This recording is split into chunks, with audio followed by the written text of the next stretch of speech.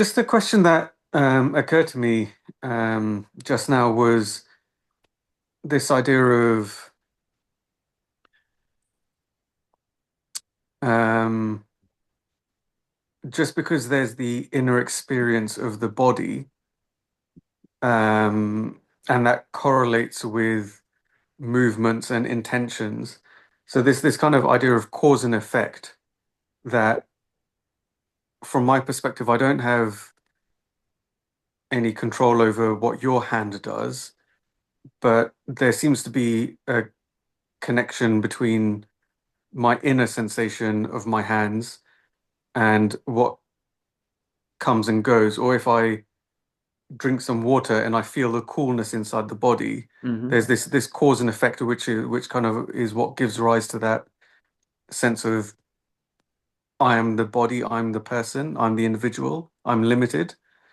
But Okay. is is it is it fair to say that's just a kind of a illusion that Well, causality is let's say just a that belief? let's say that you perceive uh, uh, a pear falling off a tree, a ripe pear falling off the tree and crushing it, smashes on the floor. All right. What conclusions are you going to make about that? This is a cause and effect, for example. Or if you notice a glass falls off the table and breaks on the floor, on the ground, there is cause and effect. What conclusions are you going to make about yourself? Because what you're saying is that whenever there is cold water that is, it goes through your, the, your body, and there's a cold sensation, the conclusion is that what, I am the body, or Yeah, or I am not the other body. yeah. There's this. I guess there's this separation between my experience of this body and my experience of that body. But I guess Well, going back to your well, question of if I see a glass falling, what conclusion do I draw about myself? right. None, except None. that I see it. None. And okay, so you're perceiving a certain cause and effect relationship that pertains to your body. If you if you have a cut in your body bleeds. It's not going to be Alan's but the body that's going to bleed, right? Hmm. So then your conclusion is what draws you to the conclusion, therefore I am the body? I don't deny the conclusion that if there is a cut in the hand, in this hand, blood is going to pour here, it's not going to pour there. Hmm. If a pear falls off the tree here, it's not going to be falling off the tree over there. I got it. I'm just questioning your conclusion. Hmm.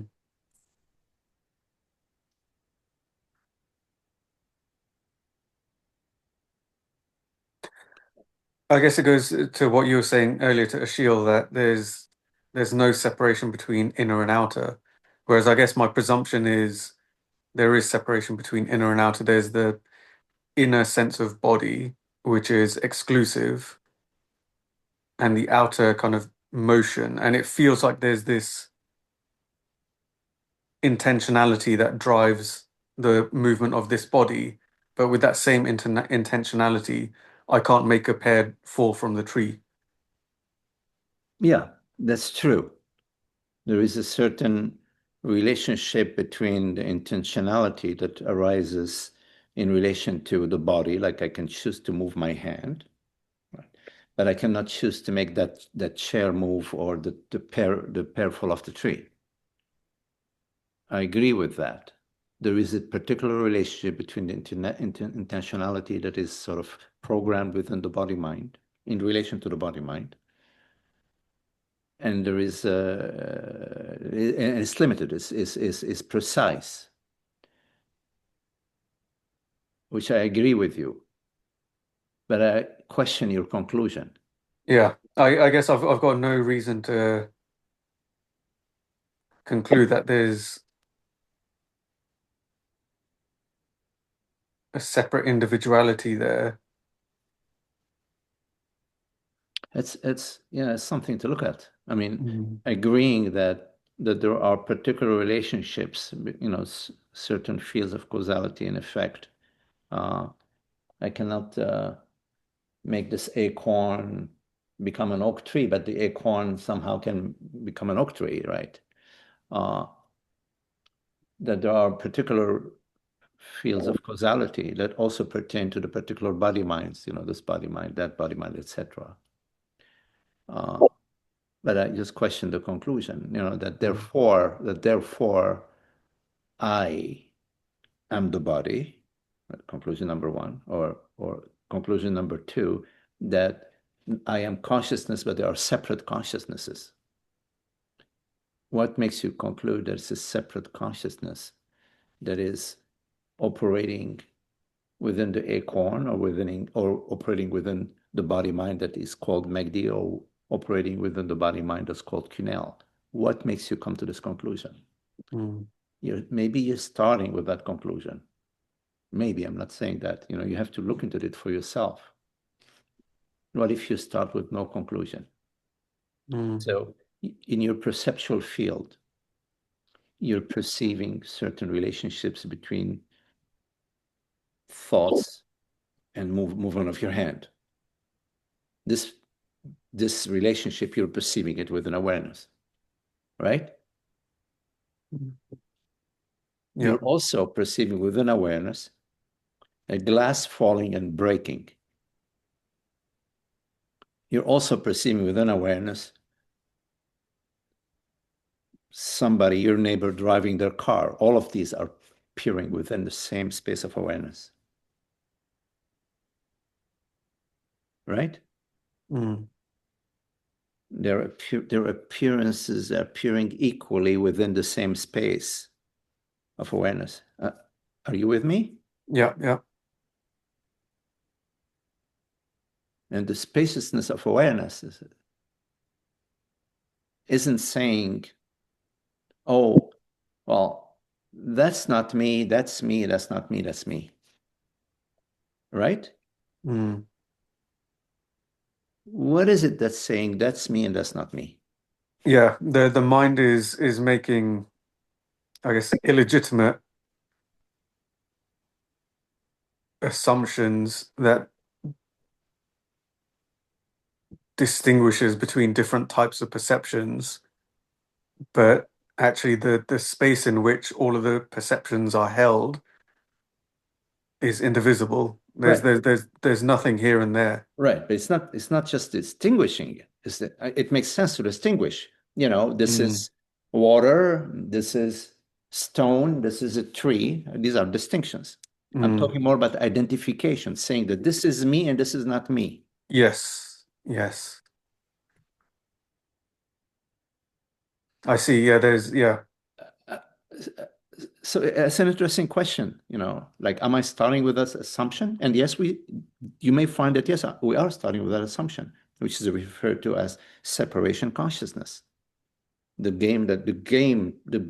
grand design of, of the divinity veiling itself, saying, downloading the thought and the sensation, this is me, this is not me.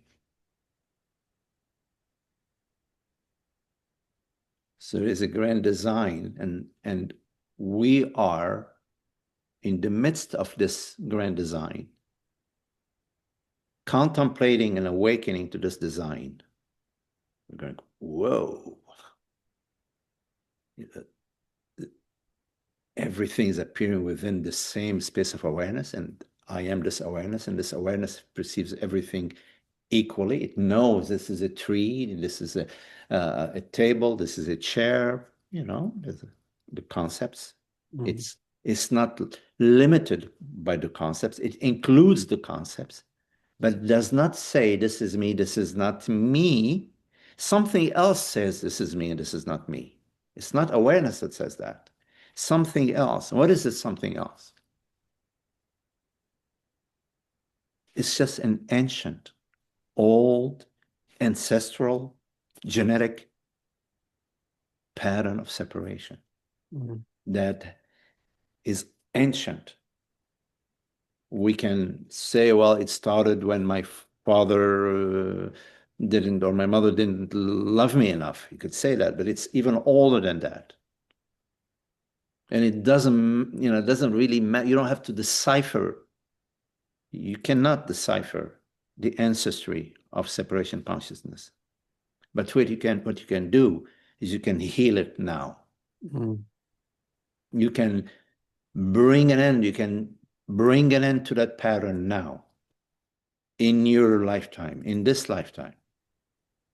And you bring an end to this pattern by awakening to the understanding about reality, about divinity, about being, about presence, and healing your body mind from the patterns of separation. When you heal your body mind from the patterns of separation in your life, in your relationships, in your reactivities, in your fears, when you notice your fears, how you approach them, how you heal them, and in your body. And there are many modalities, many ways of you to work on healing the residuals, the vasanas of separation consciousness from the body mind. And this is your task in this lifetime. But again, none of that stands in the way of the fundamental recognition, which is instantaneous. It's just it's now. But Yes. the mind still has to go Yes. through its Look, cycle. when you have been driving a car at 200 miles per hour and you put on the brakes, that car isn't going to stop, boom, like that, stop, right? Or if you're traveling with a tanker in the ocean and you want to get to the port, you stop your engines 20 miles or 30 miles before before the landing dock. Mm.